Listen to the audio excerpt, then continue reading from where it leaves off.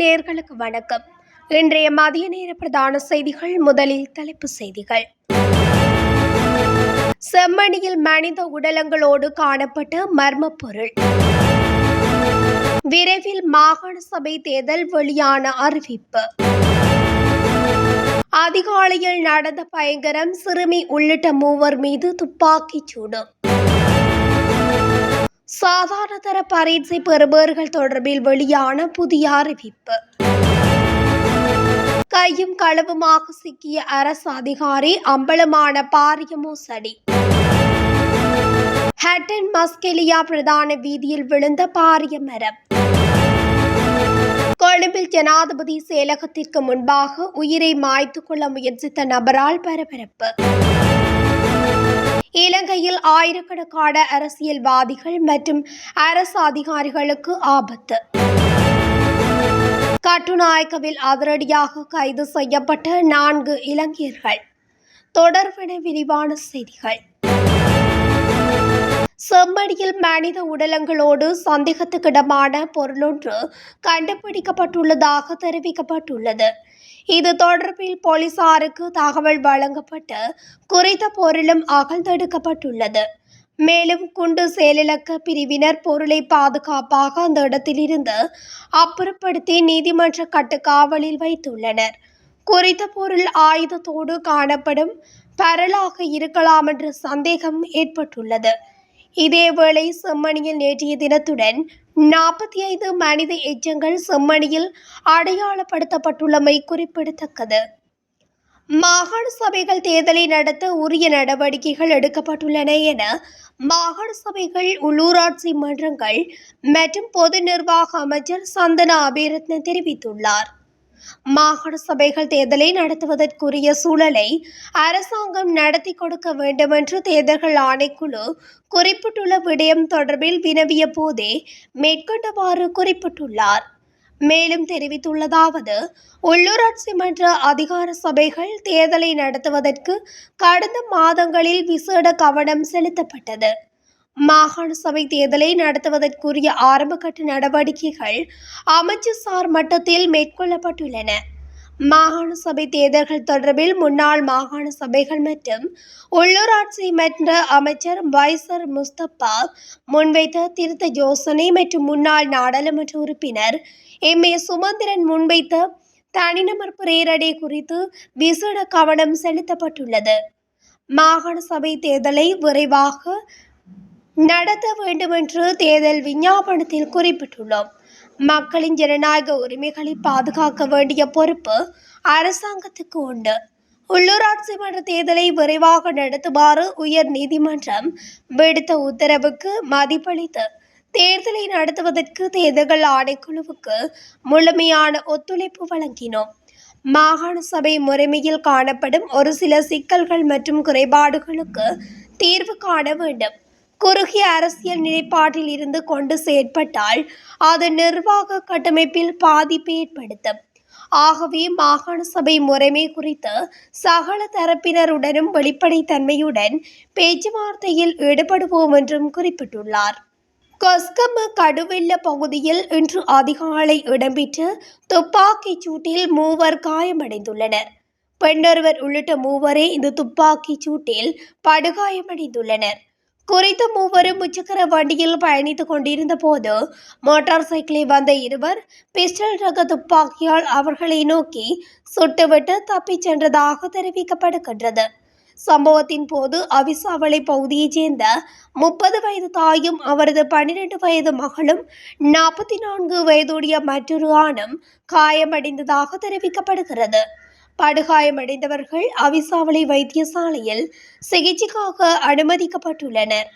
மேலும் துப்பாக்கிச் சூடு நடத்தப்பட்டமைக்கான காரணம் மற்றும் சந்தேக நபர்கள் தொடர்பான விவரங்கள் எதுவும் இதுவரை வெளிவரவில்லை. சம்பவத்துடன் தொடர்புடைய சந்தேக நபர்களை கைது செய்ய கொஸ்கம போலீசார் மேலதிக விசாரணைகளை ஆரம்பித்துள்ளதாக தெரிவிக்கப்படுகிறது.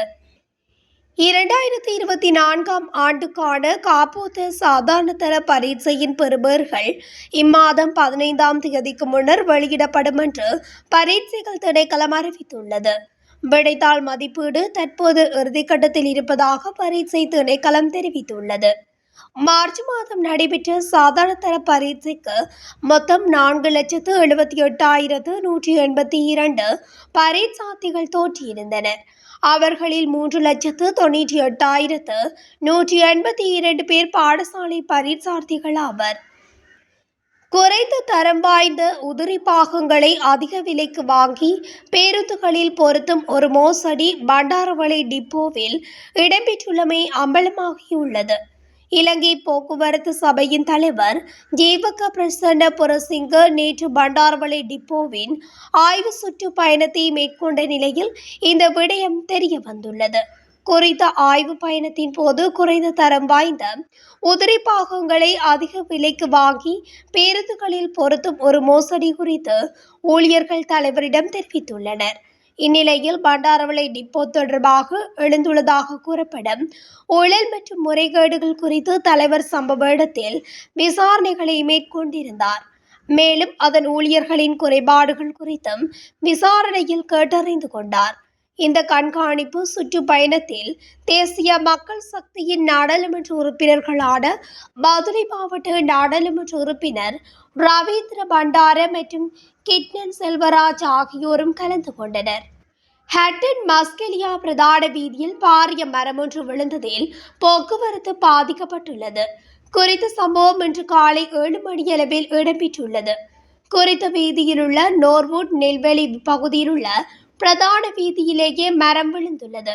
அப்பகுதியைச் சேர்ந்த தோட்ட தொழிலாளர்கள் நோர்வுட் வீதி அபிவிருத்தி அதிகார சபையின் அதிகாரிகள் மற்றும் நோர்வுட் போலீஸ் அதிகாரிகளுடன் சேர்ந்து விழுந்த மரத்தை அகற்றும் பணியை தொடங்கியுள்ளனர்.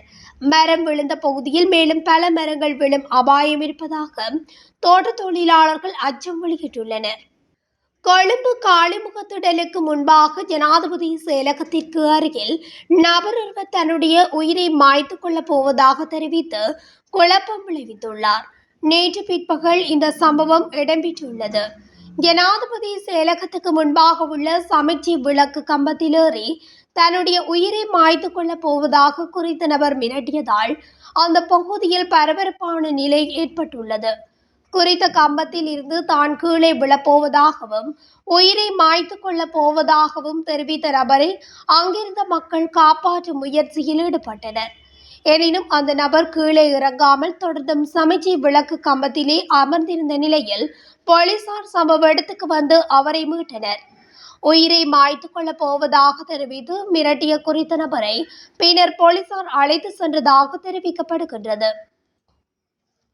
அரசியல்வாதிகள் மற்றும் அரசு அதிகாரிகள் தொடர்பான 1000க்கும் மேற்பட்ட முறைப்பாடுகள் மற்றும் விசாரணை கோப்புகள் விசாரணைகளுக்கு எடுத்துக் கொள்ளப்படவுள்ளதாக தகவல்கள் வெளியாகியுள்ளன. கடந்த காலங்களில் பல போலீஸ் பிரிவுகளுக்கு அனுப்பப்பட்டு விசாரிக்கப்படாமல் இருந்த முறைப்பாடுகளை மீண்டும் விசாரிக்க நடவடிக்கை எடுக்கப்பட்டுள்ளது.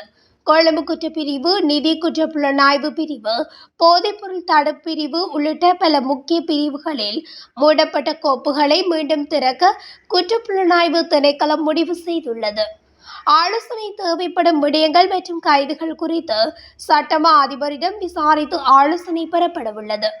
இந்த விவகாரம் குறித்து ஆராயுமாறு பொது பாதுகாப்பு அமைச்சர் பதில் போலீஸ் மா அதிபருக்கு தகவல் வழங்கியுள்ளதாக அரசு மட்ட தகவல்கள் தெரிவிக்கின்றன.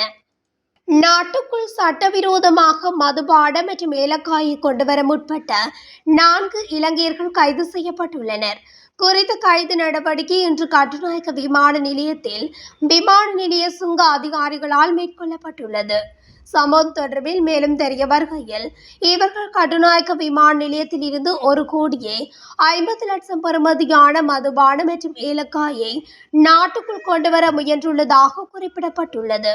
கைது செய்யப்பட்ட நபர்கள் கொழும்பு மற்றும் ஹட்டன் பகுதிகளில் வசிக்கும் நிலையில் வெளிநாட்டு பயணம் சென்று மீண்டும் திரும்பி வந்தவர்கள் என தெரிவிக்கப்படுகின்றது. இந்த நிலையில் இன்று அதிகாலை இந்தியாவின் பெங்களூரில் இருந்து இண்டிகோ விமானத்தில் கட்டுநாயக்க விமான நிலையத்துக்கு வந்துள்ளனர். இதன்போது அவர்களின் பயணப்பைகளில் இருந்து வெளிநாட்டு விமான நிலையத்தின் வரி இல்லாத வணிக வளாகத்தில் இருந்து கொள்வனவு செய்யப்பட்டிருந்த 378 மதுபான போத்தல்களும் மற்றும் 132 கிலோகிராம் ஏலக்காயும் பறிமுதல் செய்யப்பட்டுள்ளது. கைப்பற்றப்பட்ட குறித்த மதுபான போத்தல்களின் பெறுமதி 1,50,00,000 என தெரிவிக்கப்படுகின்றது. கட்டுநாயக்க விமான நிலைய சுங்க அதிகாரிகள் அவர்களை தடுத்து வைத்து மேலதிக விசாரணைகளை முன்னெடுத்துள்ளமை குறிப்பிடத்தக்கது. இத்துடன் தமிழொலியின் இன்றைய மதிய நேர பிரதான செய்திகள் நிறைவடைகின்றன. தொடர்ச்சியாக செய்திகளை அறிந்து கொள்ள தமிழொலி ஊடகத்துடன் இணைந்திருங்கள். நன்றி, வணக்கம்.